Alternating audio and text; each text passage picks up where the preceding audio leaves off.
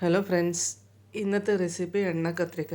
ഒരു പാൻ ചൂടാക്കി അതിലേക്ക് 2 ടേബിൾ സ്പൂൺ ഓയിൽ ഒഴിച്ച് 2 വലിയ സവാള അരിഞ്ഞതിട്ട് ഒന്ന് വഴറ്റിയെടുത്ത് അതിലേക്ക് 1 ഇഞ്ച് കഷ്ണം ഇഞ്ചി അരിഞ്ഞതും 5-8 അല്ലി വെളുത്തുള്ളിയും ചേർത്ത് ഒന്ന് വഴറ്റിയെടുക്കുക.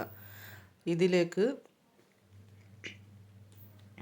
1 ടേബിൾ സ്പൂൺ മല്ലിപ്പൊടി, 1/2 ടീസ്പൂൺ മഞ്ഞൾപ്പൊടി, 2 ടീസ്പൂൺ മുളക് പൊടി എന്നിവ ഇട്ട് ഒന്നുകൂടെ ചൂടാക്കിയെടുത്ത് അതിലേക്ക് 2 തക്കാളി അരിഞ്ഞത് ഇട്ട് ഒന്ന് വഴറ്റി മാറ്റി വെക്കുക.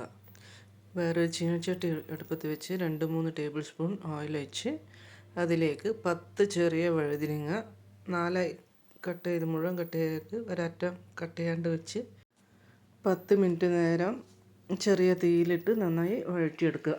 വഴറ്റിയെടുത്ത വഴുതിനങ്ങ മാറ്റി വെക്കുക. നേരത്തെ വഴറ്റി വെച്ച ഉള്ളി തക്കാളി കൂട്ടിലേക്ക് 2 ടേബിൾ സ്പൂൺ തേങ്ങ, 1 ടീസ്പൂൺ ജീരകം, 1 ടീസ്പൂൺ പെരിഞ്ജീരകം എന്നിവ കുറച്ച് വെള്ളം ചേർത്ത് നന്നായി അരച്ചെടുക്കുക.